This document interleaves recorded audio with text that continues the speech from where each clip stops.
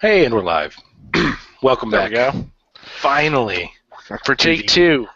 August episode of Your Fuck Is Why Daddy Drinks. Goddamn Comcast. Don't fucking suck this time. We tried to do Comcast this last shit. night. It didn't work. We're going to try to do it again tonight. This is Season 3, Episode 8 of Your Book Is Why Daddy Drinks. I am Tyler. And I am Matt. And this month's book is a boring ass piece of shit called Mina by Marie Curley or Corelli. David Anderson, it's your fucking fault this time, so you get a hearty fuck you. Yeah, just really, dude. You couldn't have given us something shitty and at least shitty and lively.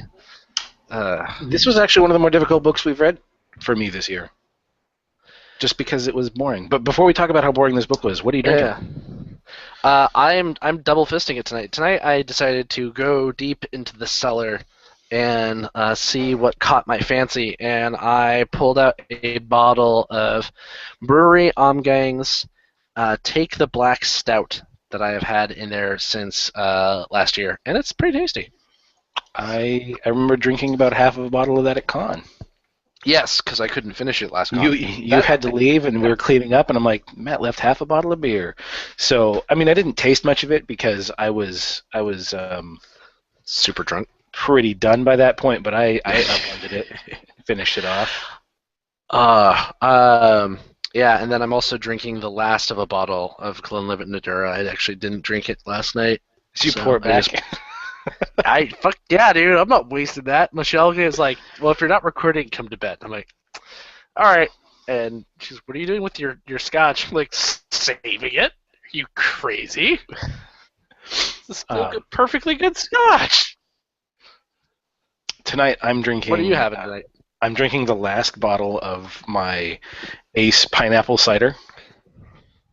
That is absolutely delicious. It's kind of given me that last feeling of summer. It's a nice, crisp, sweet drink. And in my fridge right now, when I finish this, I've got a couple bottles of the Woodchuck Fall Harvest. Tastes like apple pie. Super good. Okay. And Nice. if I start getting sleepy, I've got Surge. Nice. Thanks to the internet, Coke brought back Surge, and I got one of the few 112 packs they had available on Amazon. Stuff sold out in like an hour. Blast from the past. Why did they bring that back? Just because people were like, "Oh Because my god, bring it back!" The internet demanded it. What do you mean? Regardless of how good it was amazingly delicious. It's like Mountain Dew, but not shitty. Some people also like the McRib. They bring that back once a year too. So why can't we have Surge once a year? You can bring it back around Christmas. We'll have Surge Nog. Oh. All right, I think I just vomited a little. I did too. I can't believe I said that. I can't believe I said that out loud. But now I'm sure someone's going to call in and challenge me to drink it. Well, it's not as bad as what we're going to be drinking on Friday. Oh my god! So anyone who's not a member of our Facebook group, I fucked us. I really did. What is he at the con this year? He's next year's con chair. I don't know what he is this year. He's not in ops. I don't know. It's one of the con staff members who has shown us the most love. Mr. Eric Bigglestone posted a picture on Facebook of a bizarre soda he found, and Matt said, "Hey, get 2 bottles of that, and I'll challenge you to drink it." Well, first I called him a coward because he was like, "Nope, this is a big bottle of nope." And then I decided to throw down the gauntlet, and then Tyler, like usual, decided to up the ante. Sure, I stepped up and said, let's make this a charity thing, because if you're going to suffer, you might as well make sure someone doesn't suffer because of it, right? Yep. So I said 3 bottles. Whoever finishes last has to donate $25 to the charity of the choice of the person who finishes first. Which I thought was a great idea. Now, in this whole description of the suffering we are bringing upon ourselves, you did not actually say what the flavor of the soda was. No, I didn't. It's because I don't want to get this wrong, so I'm going to pull it up. Eric created a Facebook event for it, which is hilarious to me. The soda is called Beef Drinker Teriyaki Beef Jerky Soda. I think my wife just threw up. Oh God! I put down a $5 side bet that I will be the last person to finish, just because I gag every time I think about that. And the worst thing about it, even worse than having to drink this, is we're gonna have to try and do it in front of Dan and Ed, and you just know those shitheads are gonna make us try to like snort it or something. No, I will be able to put down a bottle of this faster than they can make me laugh. I almost guarantee it. What, you just gonna open the back of your throat and just down it? I have a secret trick to finish the bottle as quickly as possible, and I'm not going to tell you guys. So, they have a Facebook page for this soda. It only has 39 likes, and I'm willing to bet at least 29 of those are ironic. Or people that work there and are required to. Right, they're like, you have to go like this page. Here's the description on their page. Your bonus this year. Here's the description of the soda on their page. Holy cow! The goodness of teriyaki beef jerky is now in a soda, which has thus been named, by definition, Beef Drinker. Carnival for carnivores. Oh, God damn. Listeners. Yeah. Now, see, here's the thing that gets me about this stuff. We're gonna drink it anyway. We're gonna drink this during the show or right before the show. Yeah. Which is going to be after the Convolution 2015 announcement party. So we will already have been drinking some. Yeah. Before we drink this, and then we're going to drink after. Well, I'm on a panel from 8 to 10. So if the Convolution announcement party is from 10 to noon. Yeah. So I got it was some thread on Facebook, and it was when they announced, when the trailer for 50 Shades of Grey came out, people started losing their ever-loving minds. A conversation happened that the head of con programming happened to also be on about kink and how 50 Shades of Grey gets it wrong, and I told her that I would be on that panel, and I guess I'm moderating the panel. So it's basically on kink and 50 Shades of Grey, and will probably be an epic bitch fest, and will be interesting to see if any of the other panelists have actually read the book and suffered through it. I hope so, because otherwise I don't see the point of them having been on the panel. I might try to crash that one. I don't have anything going on at that point. I'm driving up early Friday morning. Okay. My first panel's at 4 o'clock. It's 4 to 6, questions and answers and things that go bump in the night. It's basically just people in the audience will ask random questions, and the panel is going to bullshit their way through the answers, is what I gathered from that.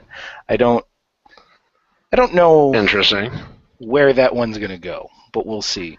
But then 6 until midnight, I'm free. I'm going to be busy from like 2 to 6 on Saturday. I have 2 back-to-back panels. One on that I'm moderating on. It's like vampire. It's like wizards, dragons, and vampires, and it's like supposed to be about like adaptations and origin stories. And I was having some difficulty with that because it's a very broad topic, and really, I mean, you could write like thesis papers on the origins of those 3 types of generic characters. And Leslie actually gave me some pretty good direction on how to moderate that panel, so I got to write up some notes tomorrow night about that. in addition to writing a sonnet for a particular portion of the book we're reading for Convolution. Yeah, and then the So other panel is dealing with rejection, which should be interesting. that one actually kind of interests me, but that's what, 4 to 6? No, yeah, 4 to 6. 4 to 6. Uh-huh. I don't have anything. I have 6 to 8. I have a panel 6 to 8 on Saturday, and that's about geeks bullying geeks, which is something I feel very strongly about. I'm not moderating that one. I'm just on the panel for that, so I hope that will be I'll good. come watch that one. That'd be awesome, actually. Yeah. I'll come watch that one for you. Yeah. Anyway, let's get through this. Let's wrap this portion up. I was hoping as quickly as possible just to avoid this book. Yeah. But, all right, so give us the synopsis of Mina by Mina. Marie Kirley.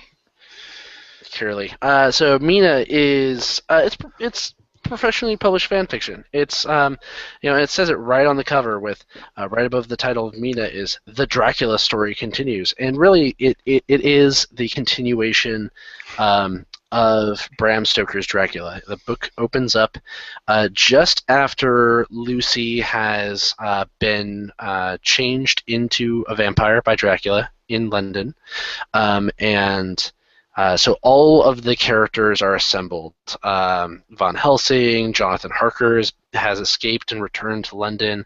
Mina Harker is there. The two other Brits, one I believe is a doctor, one's a socialite, and then there's the American, who then the three of them had been competing for Lucy's engagement, basically. And the American had won, I thought.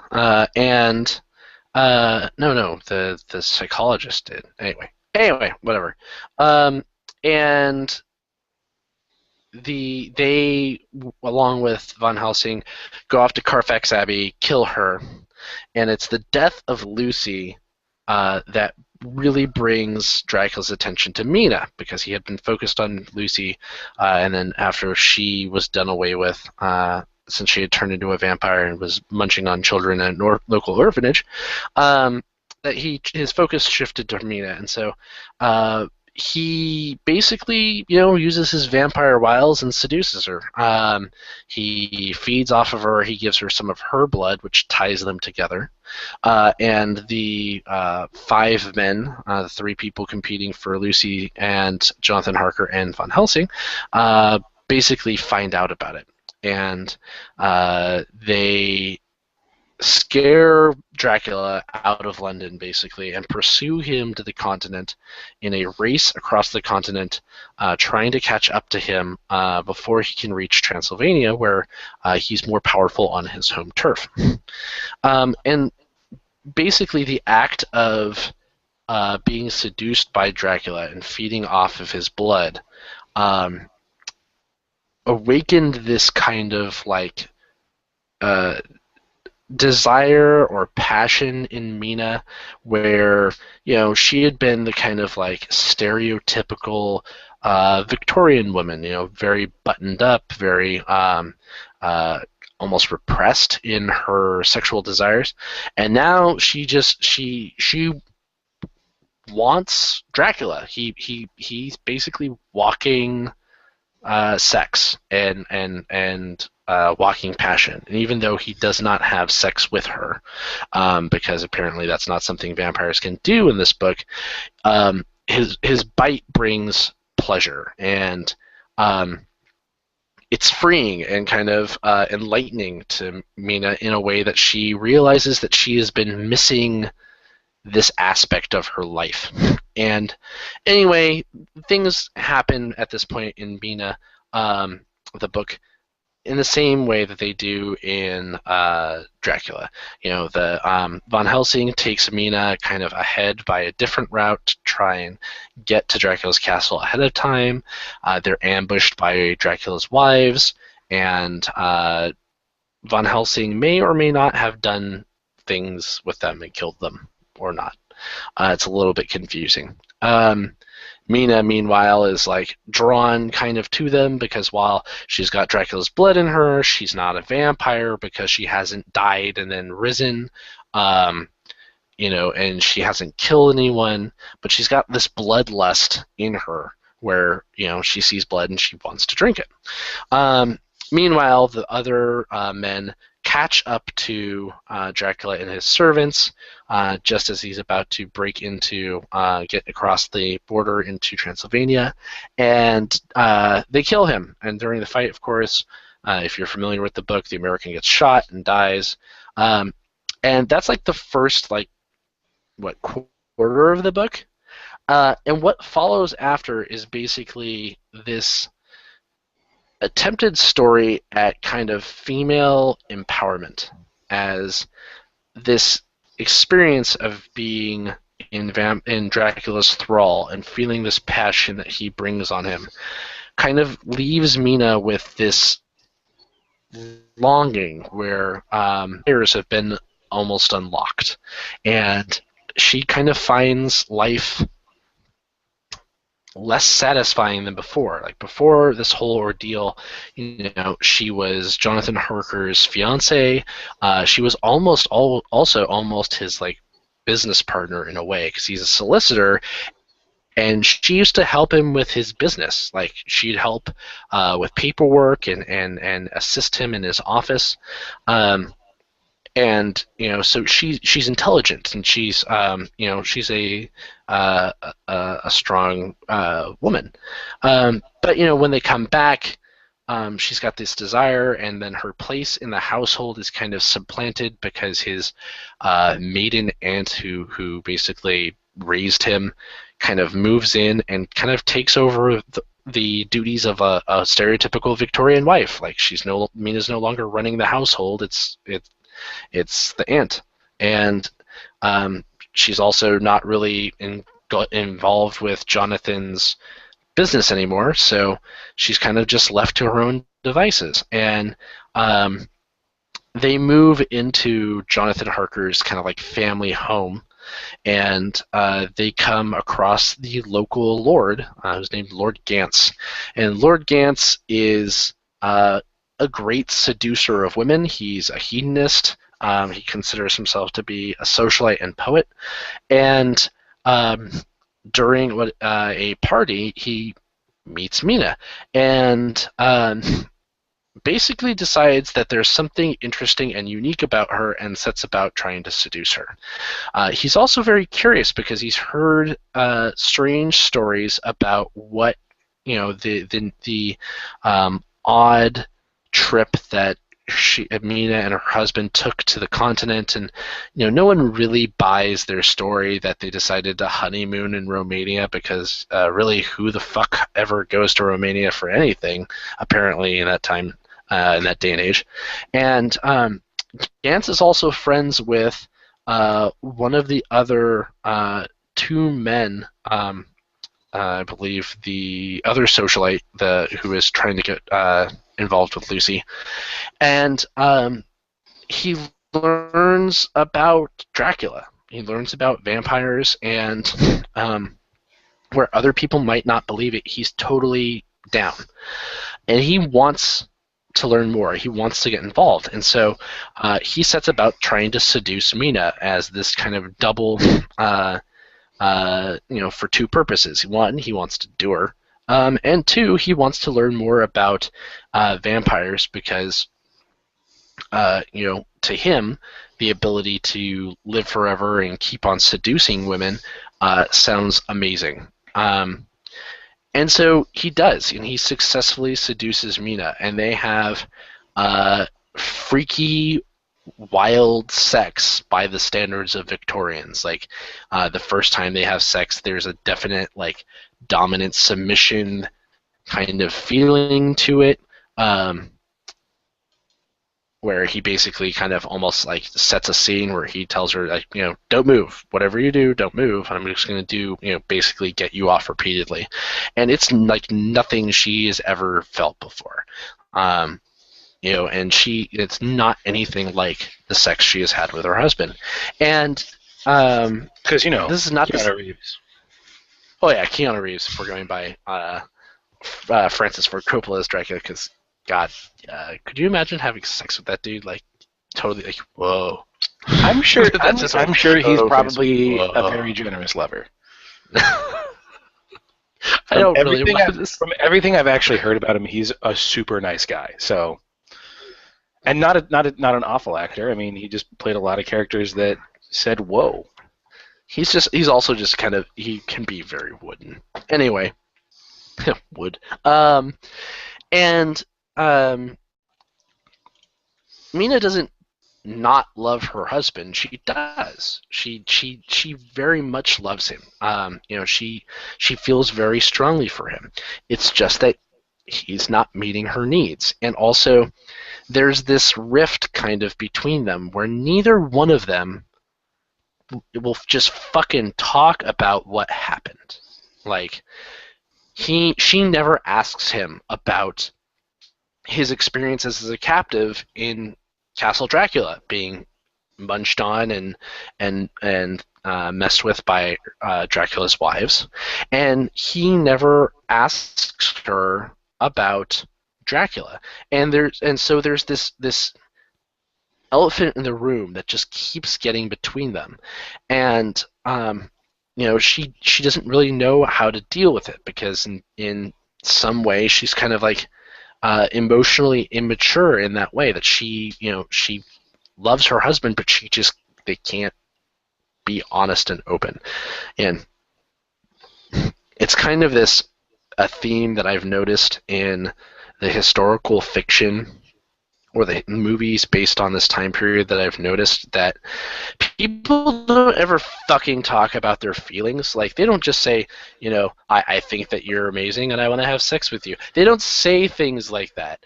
They dance around each other for a fucking boring ass length of time, and that just causes them to kind of drift a little, Mina and Jonathan. And And Lord that Gans, and yeah. that in fiction is, to me, the most horribly overused trope of these two people.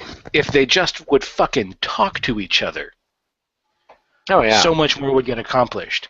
The story could be furthered so much more quickly. And that's it. Books, TV, movies, fucking everything. Real life, my wife just said. She's completely Yes. right. And I hate it.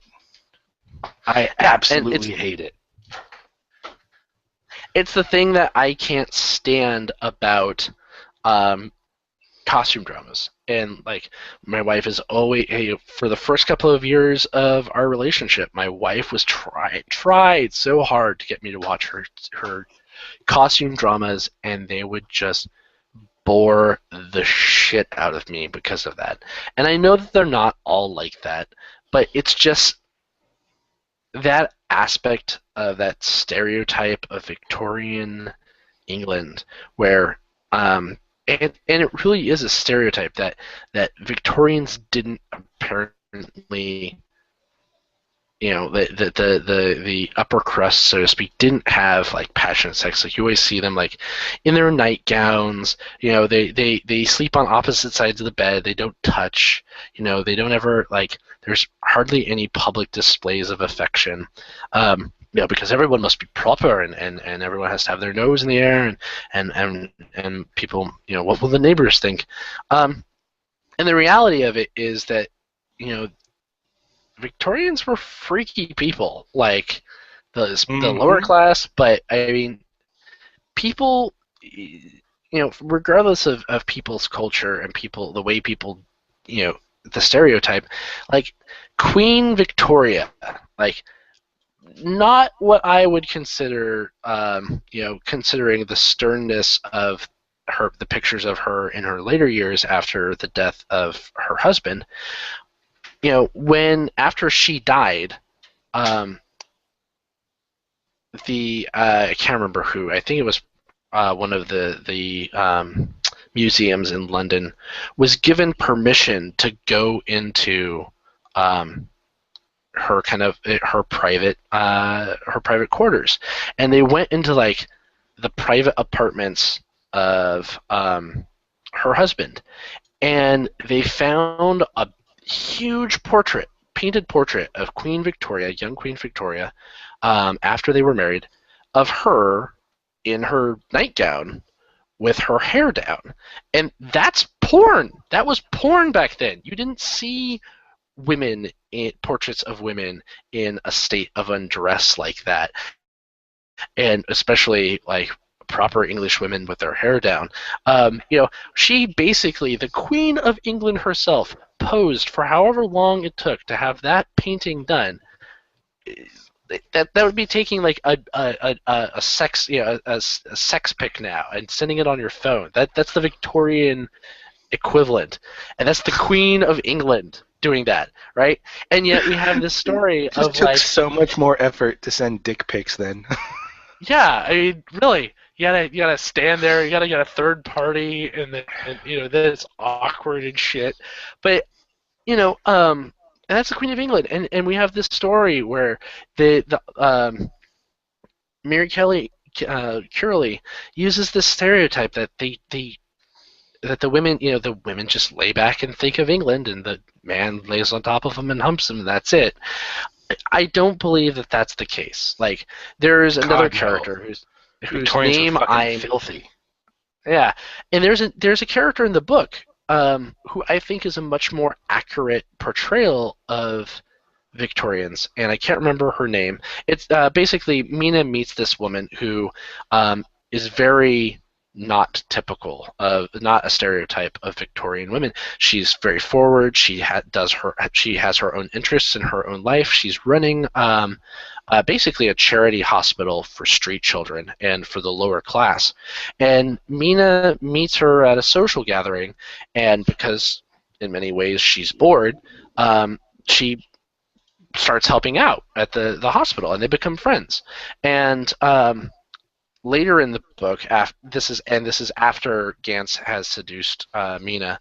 Um, you come to find out throughout the book that this other woman basically runs the hospital because her husband's filthy, stinking rich, and she's so strong-willed that he basically lets her do what she will because she's going to do it anyway. But as long as he just goes along with it, then they don't have fights. Then they actually have a productive, healthy marriage, because the things that she wants to do are good things. She's helping the poor, even if they are frowned on society because she's a woman on her own doing them. And there's this scene later in the book where she asks her husband basically to fund a trip to back to the mainland, back to Transylvania, which I'll get to in just a little bit. And her husband's just kind of like, well, sure, basically, pack your warm clothes and write me when you get there so that I know that you're not dead. And she goes, basically, she plops herself down in his lap to like talk to him about it, gives him a kiss, and then goes around the room, shuts the blinds, and locks the door. And basically, it insinuates that they then like fuck on the dining room table. And I think that that's much more representative of how Victorians were, because they were still people, they were still human, they had passions and desires. And I can't think that, even if it is a stereotype, that it was the norm that women did not talk to their husbands in some way indicate what would also get them off. So anyway, Mina has this passion, this marriage that, while it's very deeply and emotionally satisfying because they do love each other very much, it's not satisfying this passion that her experience with Dracula has given her. Gantz fills that. Meanwhile, Mina's trying to puzzle out the mystery of Dracula and how he came to be. And while they were originally in Transylvania, Mina got away from Van Helsing and made her way to the castle. And while she was there, she found this diary, and it was written in a language she didn't understand. She snuck it back to England when they returned. And so she spends basically this interminable long period of time in the book trying to find someone to fucking translate the goddamn thing. And finally does. And we learn that unlike the original story of Dracula, where Dracula made a deal with either the devil or an older vampire, it was actually Dracula's wife that made a deal with the Lord of Darkness. Um, and she changed him into a vampire so that he could then go and defeat the Turks. Um, and he dies on the battlefield and becomes a vampire, and then they go on to do the vampire thing. And it's not that, and the other women are not necessarily there while they were Dracula's lovers and that he was feeding off them. Dracula's wife is the one who changed them all into vampires. And him from doing that because then they'd be under her control and not his. And she didn't want to be supplanted as his wife. And so that's where it kind of differs. And she also learns that vampires are not wholly embodied beings. That while they do have a body, they also can exist independently as a spirit. So even though Dracula's body was reduced to ash and dust when the men killed him, his spirit's still out there. And it's totally possible for him to somehow become re-embodied and become Dracula again. While she is learning this, Gantz also is at the same time learning this because he is using his connections and his money to help her in her search to find a translator. And it's while all of this is happening that somehow these two men from Transylvania learn about the book. And they know, and one of Dracula's brides was this princess, and who disappeared, according to legend, under mysterious circumstances. And these two men from Transylvania, father and son, learn about the book, and they learn that Mina has basically been infected with Dracula's blood because it's still in her. So in theory, if she died, she'd come back as a vampire.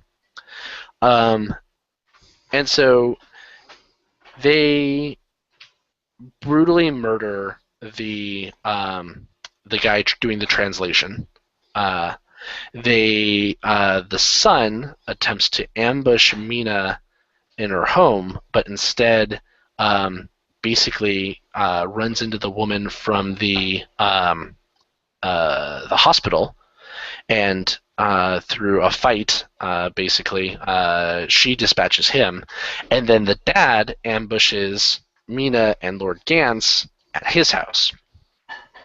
And during that confrontation, Mina, the dad shoots Gantz in the stomach, and Mina straight up stabs the dude, like cuts his throat, just turns him into minestrone. And it's this event that kind of reveals everything, that the impropriety that had been happening. So now Jonathan knows that she's been boning Gantz, and it's this big to-do because, of course, scandal. And Mina basically convinces, and Gantz, convinces her to take him back to Transylvania under the guise of them wanting to see this through and go and try and find out, finish the last bits of the puzzle to see if any of the vampires are still alive. And leading up to Gantz getting shot, Mina and him basically spent a weekend in bed fucking. And while they did that, she drank his blood and he drank her blood. So now he's also technically infected with vampirism.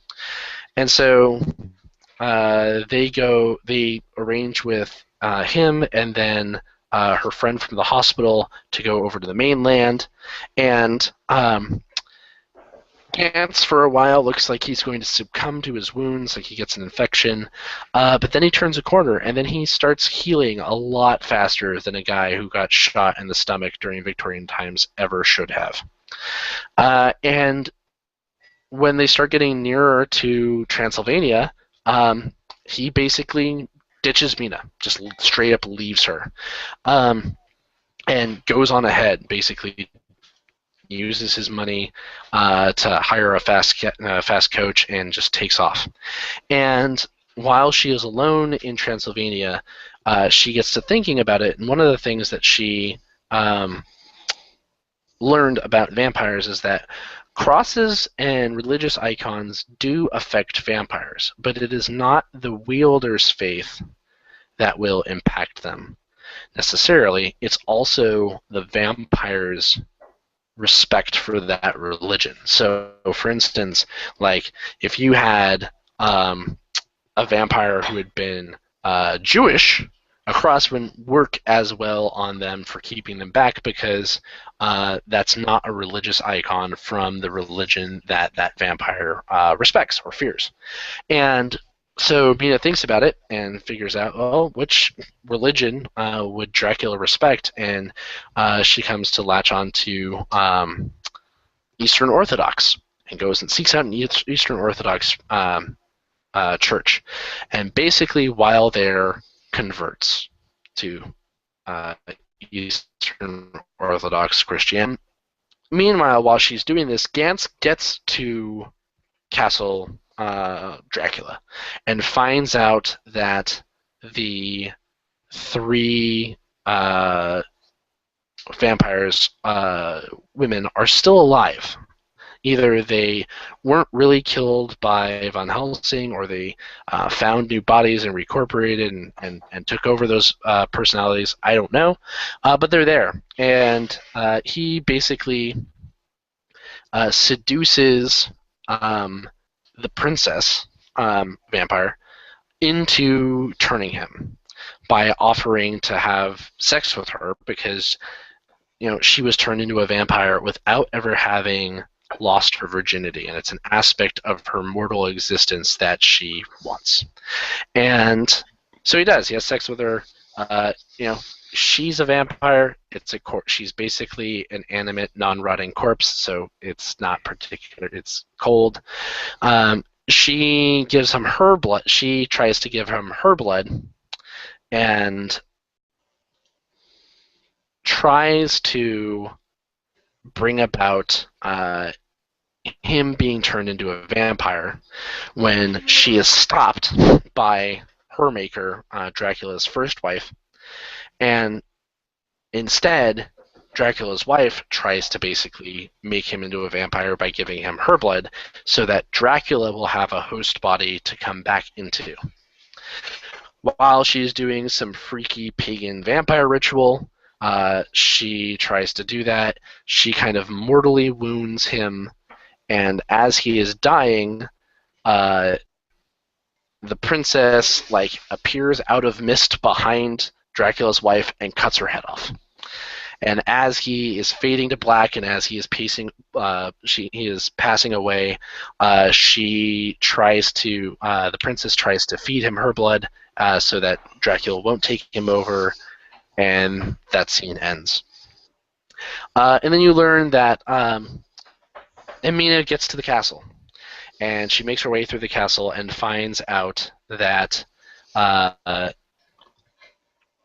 finds Gantz, and he is a vampire, and he's also going to be taken over by Dracula.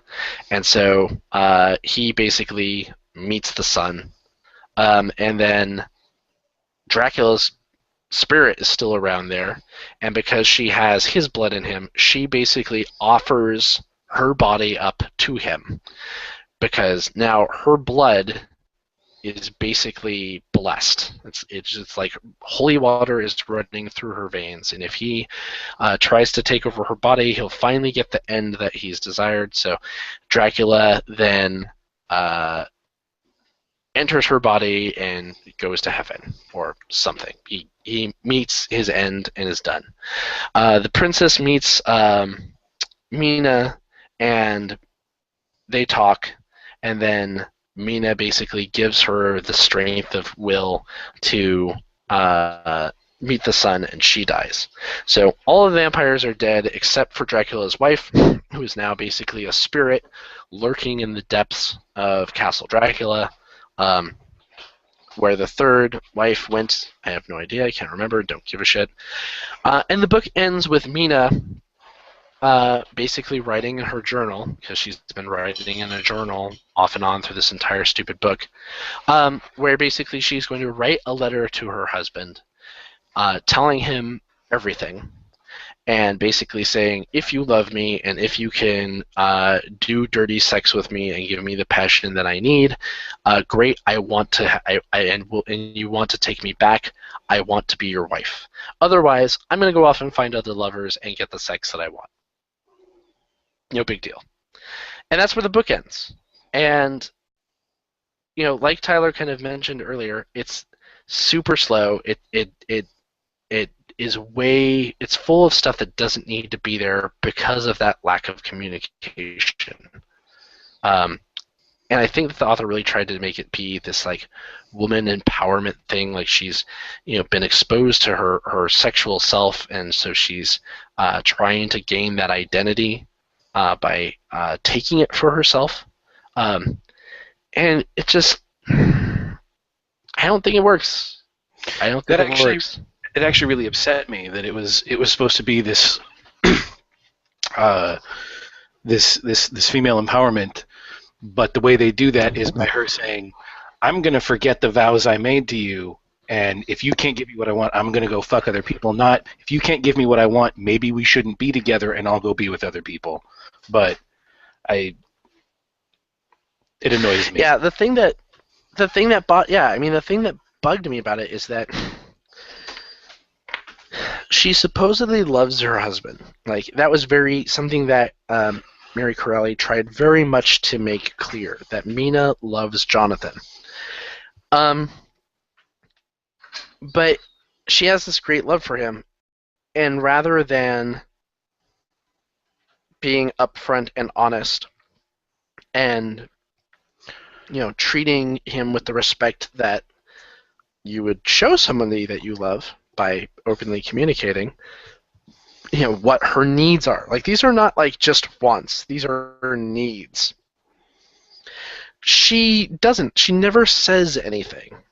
And like, the whole thing about them just dancing around each other and dancing around what they actually need, because at some point in the book, she goes digging through his stuff, and she comes across basically this sketch pad, and we learn that Jonathan Harker is actually something of an amateur artist and quite good, and that's actually how they met. That he was out sketching something, and she met him in passing while he was creating art, and that's how they got to talking. And she finds this super detailed, super erotic drawing that he has done of one of the vampires. And so it's clear that he wants this other idea of erotic sex and erotic passion. And he never once is like, maybe we could have sex with the lights on. Maybe you could be on top. Never, ever. It's like, God damn it. Won't you people just fucking talk to each other? Ugh. But yeah, this book's about 50 to 100 pages too long. It could have been trimmed down a lot. The sex that's in it is kind of... It's okay. I mean, it's better sex than 50 Shades of Grey, but really, is that saying a lot? 50 Shades of Grey was easier to read. Well, sure. I mean, it's because it didn't have a whole bunch of just bullshit in it. It was just like sex scene, weird relationship scene, sex scene, weird relationship scene, and it had a much better flow than this book did. Yeah, that was one thing that was kind of annoying, was the perspective of the book changed a lot. It jumped characters, and it also jumped perspective. So portions of the book would be written in first person as Mina is writing in her diary, and then portions of it would be in third person, and it would jump from character to character. And Jumping didn't. from Yeah, character to it character, I can didn't completely flow handle. very well. Yeah, the jumping from character to character, I can completely handle. I've read the Song of Ice and Fire books. When you completely change perspective, though, when you go from first to third, it's for me, it was really jarring, and it Yeah, made it very difficult to read. yeah. I think also 50 Shades of Grey was easier to get through because one, um, I wouldn't say that this book is pretentious, but it definitely felt like it was trying to be serious, like super serious. And um, 50 Shades of Grey was just relabeled fan fiction, right? Like they were both fan fiction, but 50 Shades of Grey was really fan fiction, like to the I think point Fifty where Shades of Grey uh, didn't have any misconceptions about what it was. mm-mm, That was written knowing it mm-mm. was fan fiction. They got published and said, "Oh, we got to change the names." Cool. Yeah, Control F. no, I think that that is definitely the case. You know, uh, so yeah, I just Mina, that's it. Boring as hell. Um, fan fiction. Stupid. David, you're a jerk, and I don't like you. And that's it. Do you have anything else you want to say about it? I have nothing else for this book except I'm super glad I got my copy used. Yeah, so did I. Like, I think I paid like $1 for it. Yeah, it was like a Maybe that. dollar or $2, and Prime, so shipping was free. But my book, there's still a book plate in here for who it belonged to. It used to belong to Bruce Pizzuti of Colorado. So Bruce, Haha, Bruce, you paid for full price. thank you for paying full price for Jackass. this, so I didn't have to. And I'm glad you were God, able to get something back for it. originally. Yeah. So Wow, yeah, we're almost Mina, at an hour. that's bullshit. Yeah, that's how stupid this book is that it took that long to just summarize it. I almost fell asleep during the Anyway, synopsis. that was boring. So coming up this weekend, Convolution 2014. Mm-hmm. This will be our third year there, and Yes. I'm pretty sure at this point they invite us just because we're legacies, and they know they can't really get rid of us. I'm just looking forward to it because at this convolution, we will both be able to be drunk at the same time. Yeah. Because that's not something that's happened before. What panels are you doing? I'm doing the questions and answers panel on Friday afternoon, and that's the problem I have with it. It's very early on Friday, so I think I don't know how much it's going to see. I'm doing that. I'm doing our show, and then I'm doing the Geeks Bullying Geeks or some things like that on Saturday evening. It's like 4 to 6, I think it is. Yeah, that sounds like it could be a very good panel, as long as you don't get somebody on there who's just there to like beat a dead horse. Yeah, I'm doing Friday 8 to 10. I'm doing Kink, The Good, The Bad, and 50 Shades of Grey, and I'm actually moderating that one. Then I've got our panel at midnight. Saturday 2 to 4, I have Dragon, Wizard, and Vampire Stories, Their Origin and Development. And I'm moderating that one. And thankfully, Leslie gave me some really good ideas on how to handle that. And then Saturday 4 to 6, I have Handling Rejection in Writing, which will be good. And I think there may be a famous personage who may be on that panel along with me. Oh yeah. Yeah, let me see if you can pull up the list of people who are going to be on that panel. While you're doing that, I know Kendra is also on some panels. I don't know about Dan and Ed. I haven't heard from them on what they're doing, but Kendra is doing, of course, the podcast on Friday at midnight. She's doing Costumes and Culture Saturday from 12 to 2, and then Women and Warriorship Saturday 2 to 4, which both sound pretty interesting. Mm-hmm. It should be a good time, so let me see. I think Dan said something about hosting all his panels from the bar. BarCon is legitimate. Like that is no How great joke. would that be? Just Hell roll in there at yes. like 10 o'clock and every panel you do is in that bar. Be great. Yeah. Especially because they have a huge Oh booth no, there. that's while she will not be there this time, unfortunately, Jen Brozik, a friend and fan of the podcast, she, her being a professional author and editor and publisher. No, she goes to many conventions, and along with my friend Gail Carriger, who will be on the panel as well. Um, oh my God. That is hilarious. Okay, I'll have to talk about that. Anyway, she no, BarCon is legit. Like some conventions, it is just more fun to go to the bar and talk to the people there and while whilst drinking and everything, and it's a lot more fun.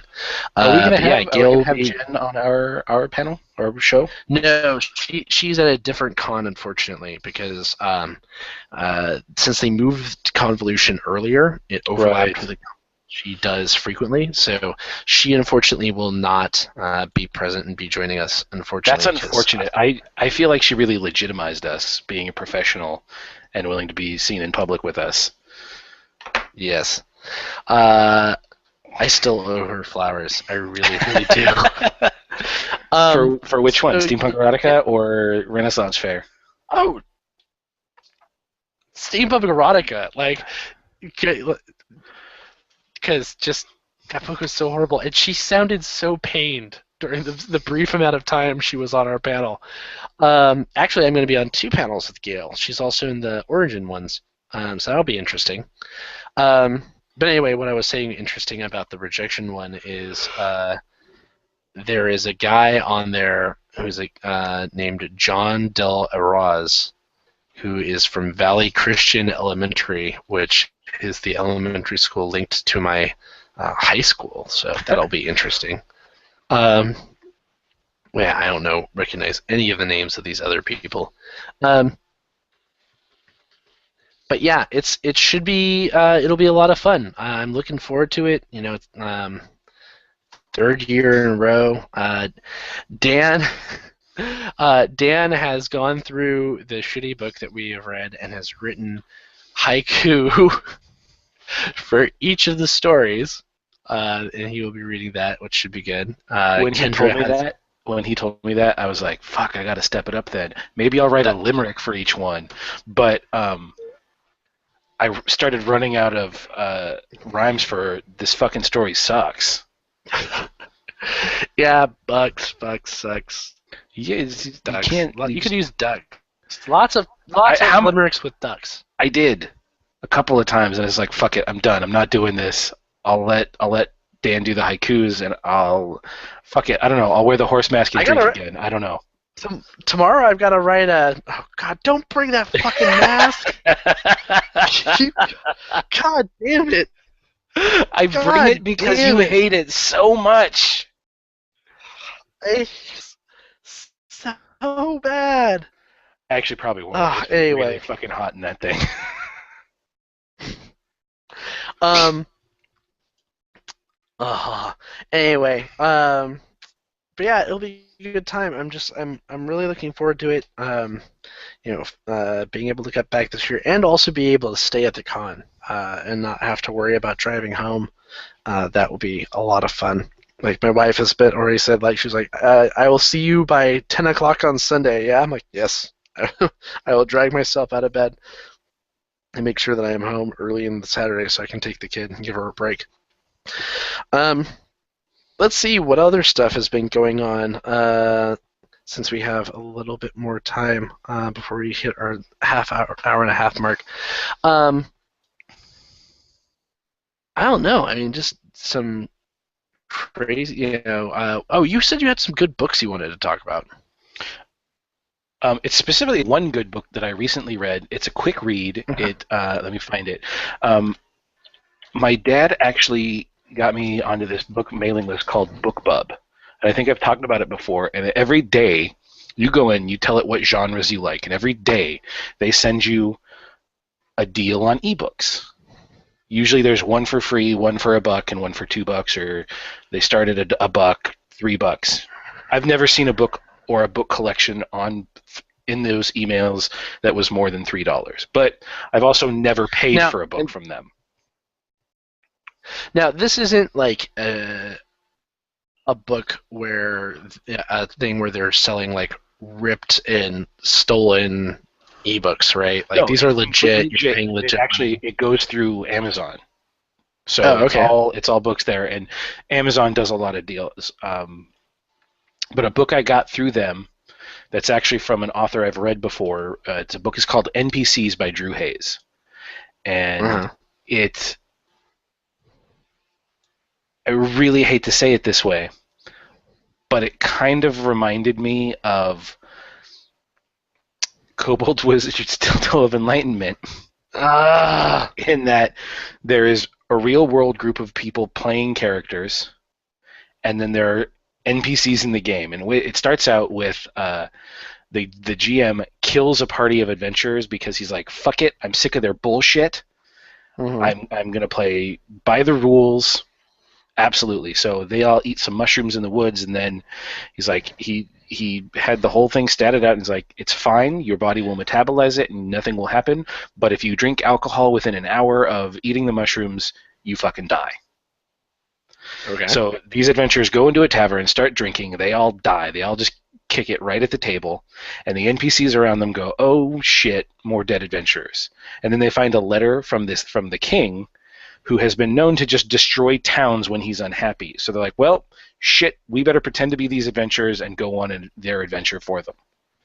And it's actually Mhm. a really entertaining story where they all pick up, they're like, oh, well, I better be the fighter, I better be the rogue, I better be the paladin, I better be the wizard. And nobody actually ends up in their initial roles. It's just awesome. Okay. And it's a quick read, and actually, it's on Amazon right now. You can buy a Kindle edition for $4. It's called NPCs by Drew Hayes. And what else did he write that I have read? Um, I think it was the Superpower High School series that I read of Hmm. his. But it was a good book, and I just wanted to pimp it a little Cool. bit. I also read a really good book recently that I wanted to give a little bit of a shout out to. Let me see if I can find it in my bag. Is it there? No. Where the hell is it? Ah, here it is. It is called The Corpse Reader by Antonio Garrido, whose name is familiar to me. Let's see if it's got a list of his other books in here. No, it doesn't. It is um, something that I thought his name was familiar, but I guess maybe not. I see it was translated by another gentleman, so maybe it was originally written in Spanish. But anyway, The Corpse Reader is about um, medieval China. So it's like 11th century. And interesting fact, apparently all the way even back then, the Chinese, with their advanced knowledge of medicine, actually had a branch of judges and government officials who were basically CSI.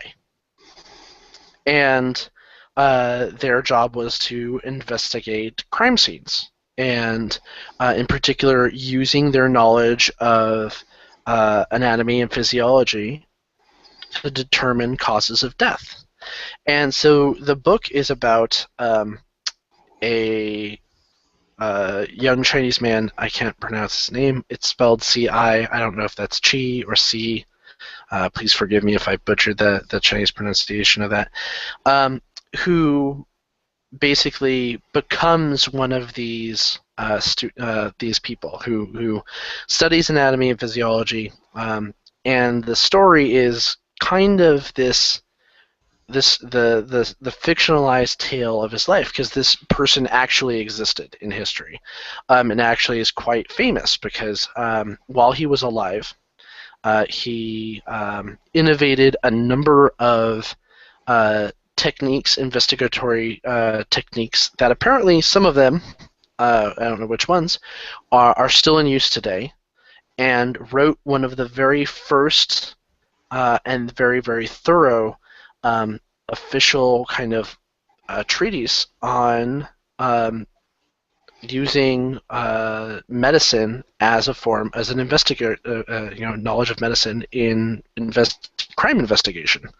To the point where his book was used for hundreds of years after that.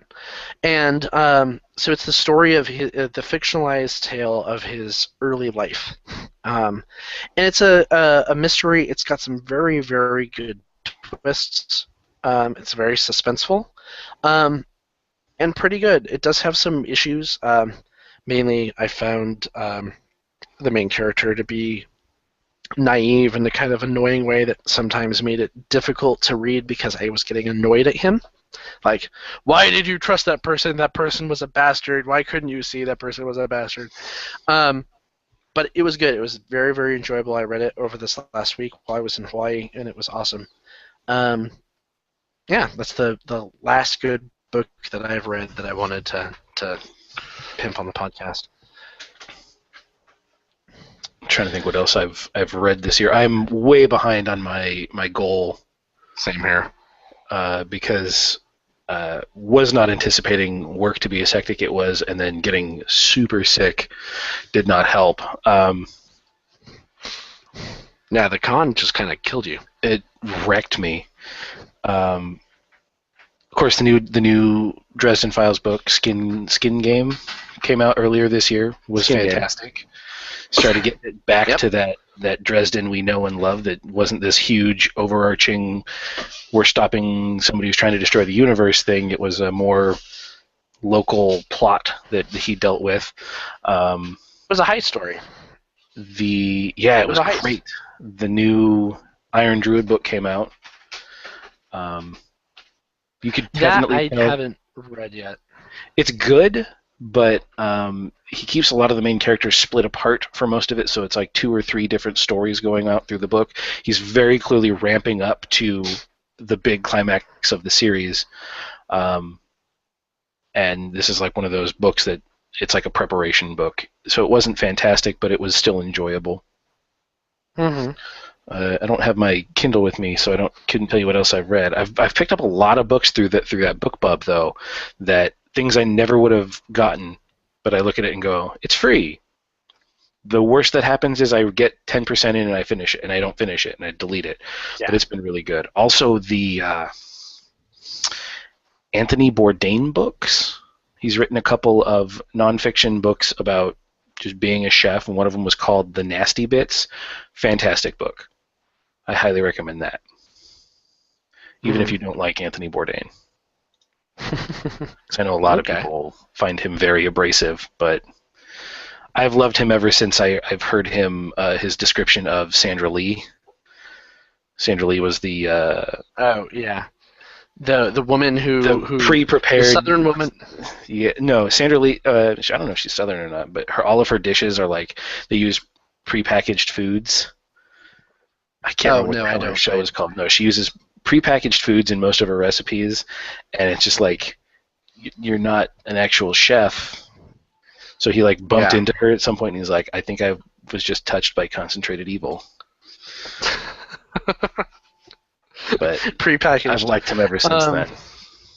Okay.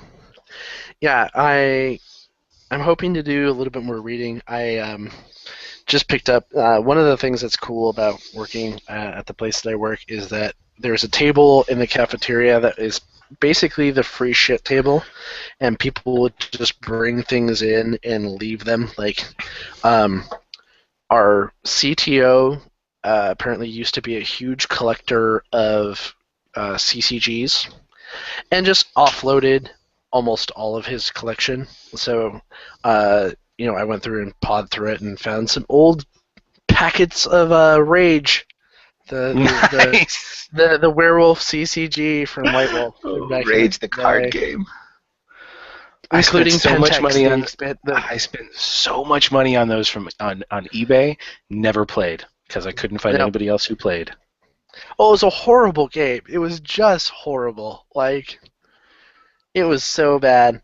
But anyway, I just picked up a book called Black Dog by K.V. Johansson that I'm looking forward to reading. And then I've got a whole stack of other stuff that I need to actually finish before I get to what's on my Kindle. Um, but yeah, I think that that's pretty much it. We don't have a book for November because November just wildly got away from us. What is our book for October? Or excuse me, we don't have a book for September. Excuse me. What is our book for October? What did we decide? I think we had a few on deck, but Well, there was that bear fucking book. oh right, there was Bear. I can't remember what it was called, but there's also Rebels: The City of Indra, the story of Lex and Livia by Kendall and Kylie Jenner. So I Are actually technically not Kardashians, but they're Bruce Jenner's kids, and Bruce Jenner's a Kardashian now, so more or less. I actually looked that up, and while we thought Elixir was ghostwritten, this is straight up ghostwritten. Like, Yeah. there's no doubt about it that yeah, it was. I found some link to, like, I think maybe Gawker or some other social website where they were talking about it, and it was funny because the article I was reading straight up was like, yeah, this was actually ghostwritten by this other person. Not that the Jenners ever apparently, at least according to the article, ever gave this other person credit for writing the book. Like, they're like, well, we had these ideas and we thought it would be cool, and never once mention this other person by name at all. Oh my God, the top Amazon review that I just looked at from June 5th, it says, just finished the book and went to get some egg rolls. The fortune cookie they gave me said, the book you just read was terrible, and now my egg rolls taste like regret. Wow. Yeah, I don't know. If listeners, if you have a book to recommend for October, send it in. Let us know. Put it on the Facebook group. Email us. Why your book is bad at gmail.com. If you're going to be at the podcast this weekend, come tell us there, but write it down somewhere because I'm not going to remember shit. You know what we need to do this weekend? We need to take our fucking pictures. We do. We need to take the pictures to autograph. We need to take before. Since we are both going to be, since all of us are going to be able to be inebriated, we need to take before and after. So I think I'm going to talk to a couple of the people I know who are going to be at the panel, or will probably be at the panel, and see if they are willing to take pictures for us. That'd be cool. Get that done. I'm really looking forward to this weekend. The con is. Yeah. I think it's going to be fantastic this year. I think so too. All right. Well, I think that's it. That's all I had. The only other thing I wanted to add, even though a lot of people have already said it, was something that kind of actually really hit me surprisingly hard, was the death of Robin Williams in the time between our last two panels.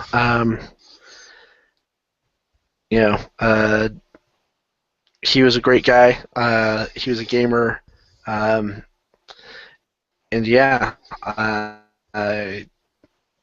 really hit me for a couple of days because I shared this on my blog that he's partially responsible for me being a better person.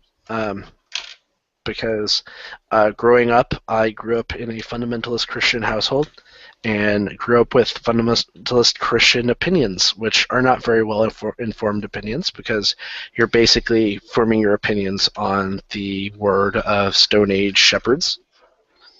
And, as sad as it is to say, I was, something of a bigot. And partially due to him playing some of the roles that he did, I'm no longer that way.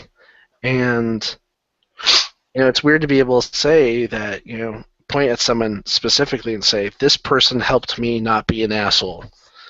And Robin Williams was it. And so, yeah, I just wanted to say something about that because that happened while in between podcasts, and that was, it's sad because my kid will only be able to experience Robin posthumously, and yeah, I don't know, just felt like saying something about that. Anyway, Tyler, anything else? If you're in the Bay Area, come see us at Convolution this weekend. We're Friday night at midnight. Come to Convolution. Check it out. It's a great convention. Lots of stuff going on for every fandom. Come to the other panels too. I mean, don't just come. Like, there have been a couple of people who said, "Oh, we're going to come to your panel," and they just come to our thing. Don't do that. Come, buy a membership, support the con.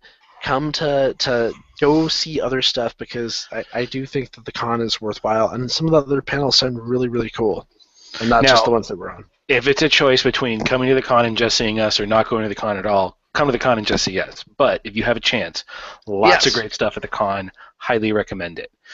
Trying to think of anything else relevant. No, I can't. Give us your suggestions for another shitty book. I kind of don't want to read the Jenner book, but I also don't want to read about werebears fucking. It's not even werebears. It's not a straight up bear. It's a straight, like, brown bear. Like, don't be careful of fire. Like, like, you should have a forest. I have a feeling that if we buy copies of that book, we're on a list somewhere. But it's a Canadian list. It's a Canadian list. They'll be very polite when they ask us the uncomfortable questions. You shouldn't be reading that, eh? All right. So, you like bears, eh? Anyway, that's it for me.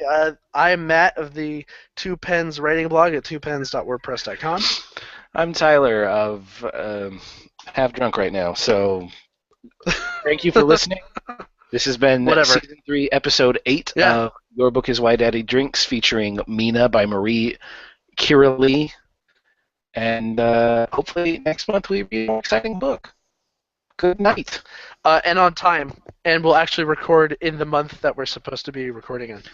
It's not almost 2 months later. In Tylerland, it's still August. Yeah. Totally all right. Anyway, good night. Good night.